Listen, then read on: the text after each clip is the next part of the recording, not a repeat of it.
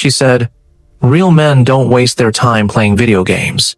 No wonder I'm unhappy." I replied, "Then let me give you a life without a gamer." Closed my laptop, packed my bag, and walked out without raising my voice.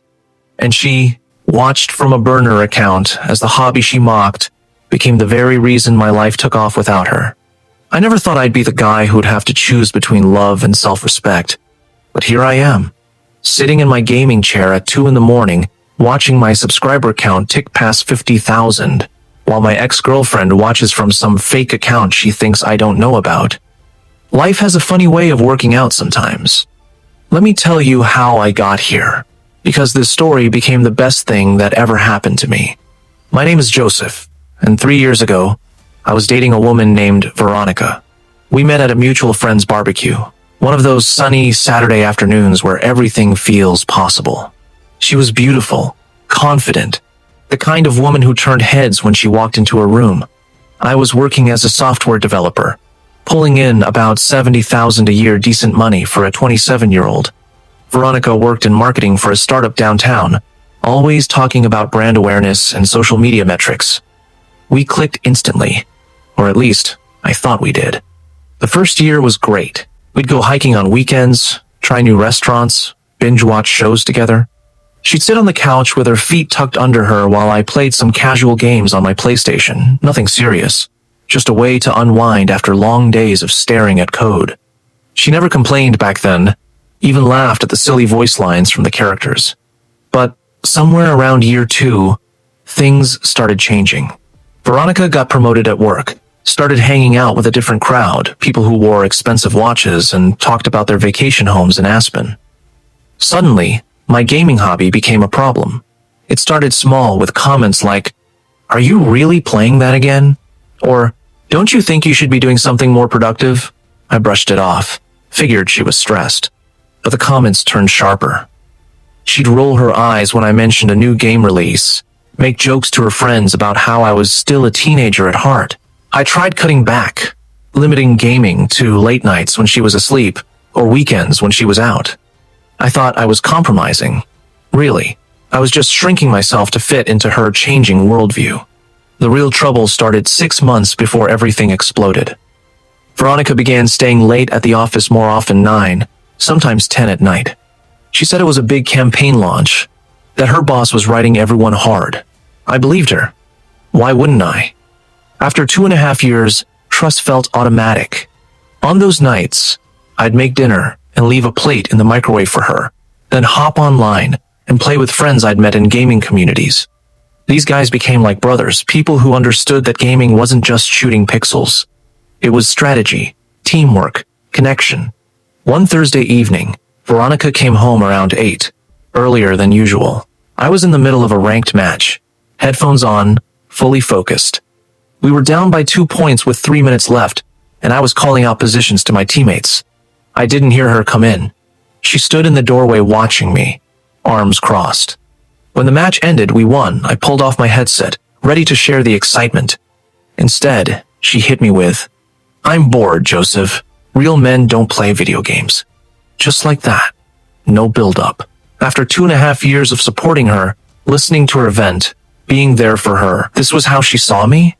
As less of a man because I enjoyed gaming? I put the controller down, turned my chair. My voice came out calmer than I felt. Real women don't cheat. The color drained from her face. She opened her mouth, closed it, then opened it again like a fish gasping for air. She stammered, but I raised my hand. "I found the messages, Veronica. All of them. And the screenshots? They're backed up in 3 different places. Most people don't realize this about software developers. We notice patterns. 2 weeks earlier, I'd been using her laptop because mine was updating. She'd left her Instagram open. A notification popped up from Brad. The preview read, "Can't wait to see you tonight. Beautiful." My stomach dropped. I didn't react immediately. I waited until she was in the shower, reopened her laptop, and found months of conversations. Brad from her office. They'd been sleeping together for 4 months, meeting at his apartment on those late nights at work. I saved everything. Every message, every photo, organized the evidence. backed it up to cloud storage, emailed copies to myself, put it on a USB. I didn't know what I'd do with it yet, but I waited for the right moment. This was it. Veronica's shock turned to anger. You went through my private messages? That's such an invasion of privacy, Joseph. She tried flipping the script. I didn't let her. I stood. Save it. I looked because the notification made me suspicious. And what I found was 4 months of cheating. You don't get to play the victim. I walked to the closet, pulled out a suitcase. Pack your things. 1 hour. Take what you can now. Come back tomorrow with someone else for the rest when I'm not here. She started crying. Dramatic tears. Joseph, please, it was a mistake. Brad doesn't mean anything. You're the one I love. Maybe those words would have worked before, but I'd had 2 weeks to process the betrayal. 1 hour, I repeated. I grabbed my keys and wallet and left. Sat in my car at a diner for exactly 60 minutes. When I got home, she was gone. Her key was on the counter. The next days were a logistical blur. She returned Saturday with Brad to collect her things. My best friend Jason supervised.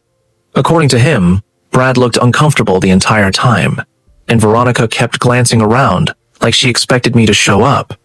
They left within 2 hours. Here's where the story takes a turn. That first night alone, I couldn't sleep, mind spinning. So I turned on my gaming setup, like always. On a whim, I hit start streaming. Nothing fancy, just gameplay and webcam. I barely talked, but surprisingly, a handful of people showed up. 8, 9 viewers, then a few more. Some chatted, cracked jokes, asked questions. It felt good, like being seen by people who didn't judge me. The next night, I streamed again. Then again. Within a week, I was streaming every evening. My viewer count grew.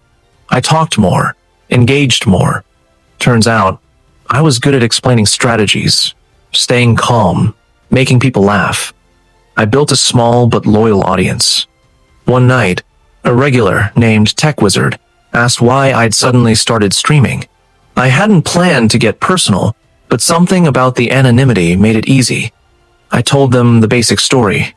Girlfriend cheated, mocked my hobby, I kicked her out, and decided to focus on what made me happy. Chat exploded with support. Donations rolled in. Subscriptions. Shares. People love an underdog story. My viewer count shot up. Month 1, 1,000 followers. Month 2, 5,000. By month 3, I was earning around $2,000 a month. Gaming was paying me. The very thing she told me made me less of a man. I kept my software job, but streamed every night 5 hours on weekdays, longer on weekends. Exhausting, but exhilarating. Around month 4, something weird started happening. Accounts with randomly generated names began watching silently. No chat, no activity. They'd appear the moment I went live and stay the entire stream. At first, I thought they were bots. But the behavior was too specific. Jason, who I'd modded, messaged me. Dude, one of these is Veronica. I'm calling it. He tracked the accounts. They were consistent. Same pattern, same timing. I checked the usernames. Viewer, 4,910. Nightwatcher, 92. Shadowview, 7. Over a dozen different accounts, all acting the same way. It was obvious. Veronica was watching me thrive without her, watching me build a career around the thing she mocked. The irony was perfect. By month 6, I quit my software job. Streaming was bringing in around $8,000 monthly, plus a $2,000 sponsorship deal, $10,000 from gaming.